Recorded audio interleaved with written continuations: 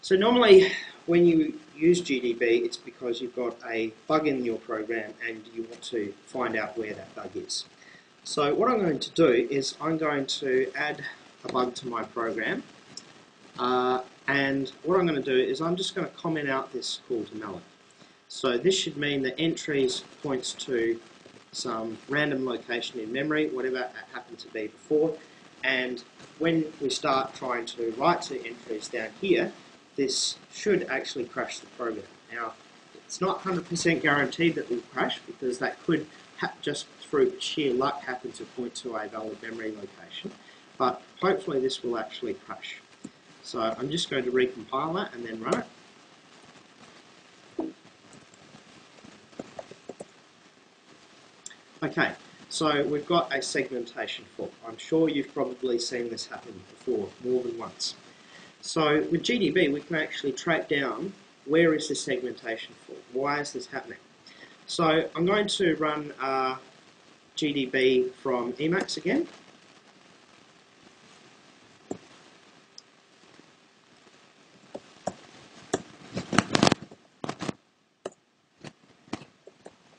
Now this time I'm not actually going to set a breakpoint because what I want GDB to do is to break as soon as the program has a segmentation fault. So I'll just type run and give it the command line parameters. Okay, so we'll see that it has received this error, kern invalid address at address all zeros. So this means I've tried to dereference a null pointer. Now if we look at the place that calls get sorted entries,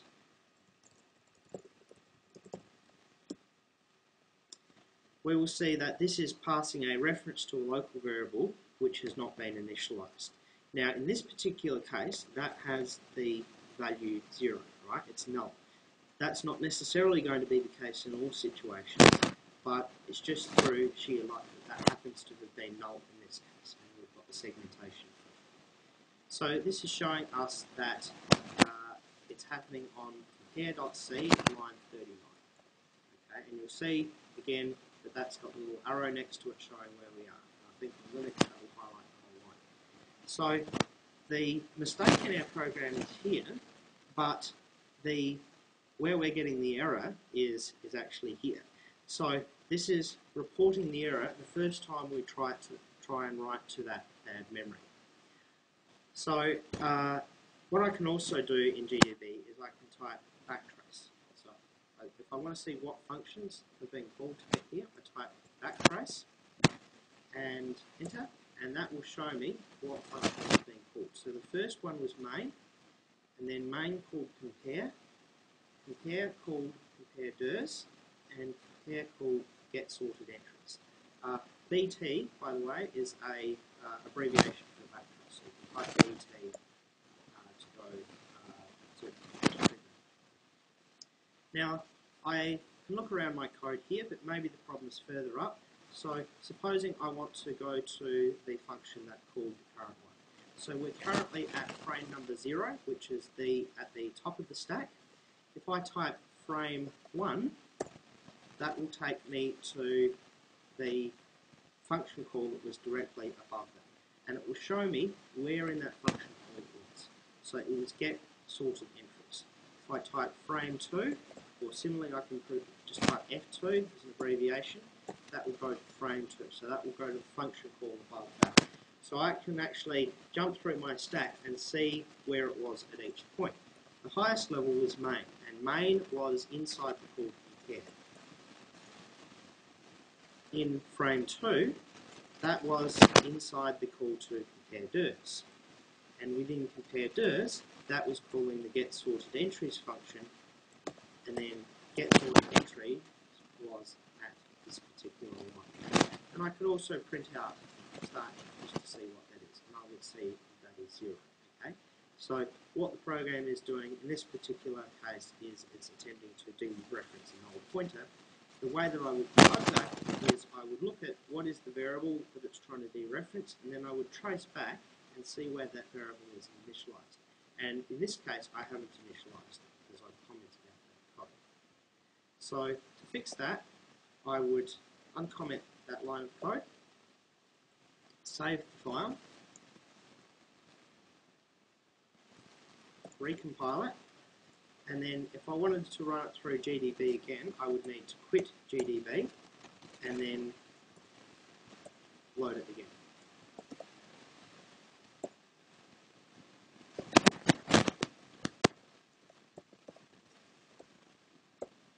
Sorry, that's supposed to be path 1 and path 2. And we'll see that in this case it completes successfully. Okay, so GDB is very handy when you get segmentation faults because you can see exactly where in your code the seg fault has occurred. And when it's occurred, you can look at the values of variables in your program at the time that the crash occurred. So just remember, when you compile, you have to pass the -G flag to GCC. That includes the necessary debugging information, and you should be doing this anyway all the time. The -wall flag brings up any warnings about potential mistakes you've made. Okay, so now I'm going to show you another program that you can use for debugging. GDB won't necessarily catch all of the errors. You may be doing things that are errors, but as it happens, they don't show up. So, for example, in C, it's possible to free memory and then write to it after you've freed. Now, it's incorrect to do that, but if you do that, sometimes it will actually work, and sometimes it won't. So what I'm going to do is I'm going to add another line of code here where I say free star entries. And what it will do is it will mark that memory as unused, but if I try to write to it here, then depending on sheer luck, this may or may not work. The last time I gave this demo, it actually successfully executed that line, and then it ended up crashing at some later point. So I'm going to try this and see what happens.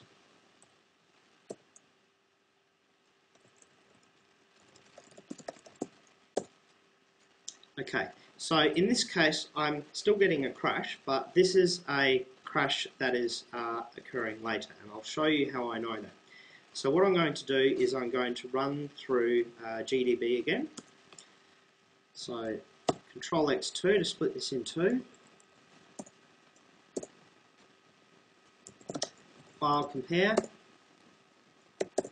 run with path 1 and path 2, and we will see that this has gotten an error.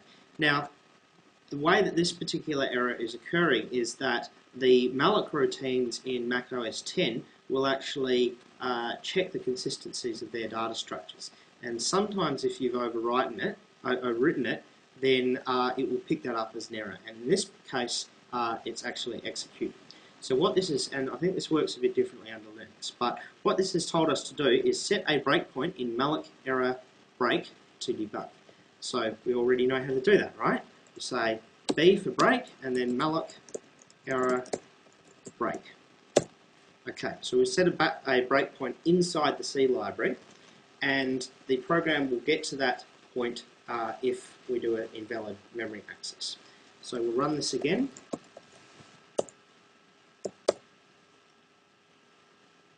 Okay, and that hasn't actually picked it up, but I would expect that it would.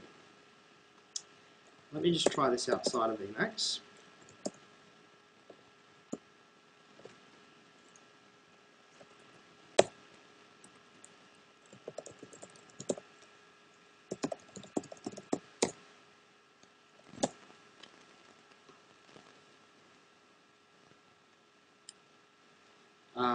Right, okay, so this has still stopped it. It's just stopped it later than when the error occurred. But at any rate, it's actually stopped the program, and the error is occurring in free strings, which is called from compare_dir. So we go to compare.c line 54, and the error, it's not line 54, that's line 64, we want line 54. So the error is occurring here, which is, and free strings is called from here. So we've done some invalid memory accesses, but we're not picking up that that's a problem until much later on in our execution. So during the time at which we've freed the memory here, we're writing to the freed memory, and we're doing all this other stuff. We're actually in a very dangerous state because we're accessing memory and specifically writing to memory that has been marked as free, and that is going to cause memory corruption, which may not turn up until later in the program. So these sorts of errors are really nasty to debug. So there's another tool which I'm going to show you called Debugging, which actually does a much better job of detecting these problems.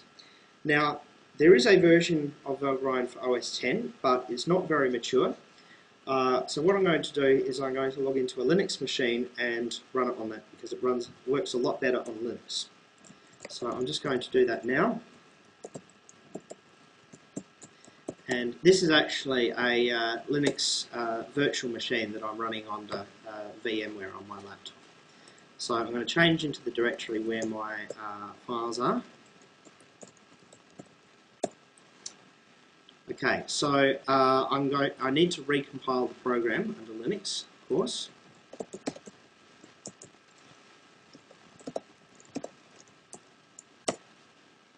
Okay, so I've now produced an executable for Linux. We'll just run this under Linux and see if we get the same crash. So this is, don't worry about that, that's a normal error. We've got the segmentation fault here, okay? So let's run this under GDB under Linux first.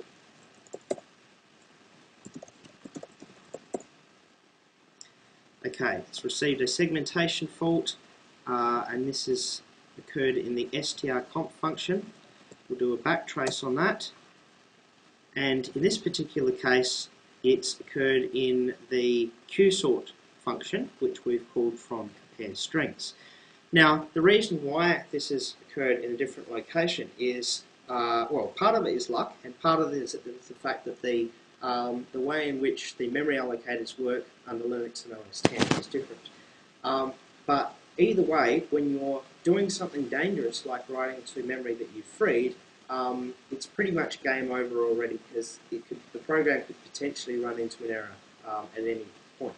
Because when we're writing over this freed memory, some other part of the program could allocate memory and think it's got exclusive access to that region of the address space by itself, but in actual fact be looking at something that you've written to from somewhere else, and that's where the corruption can come from.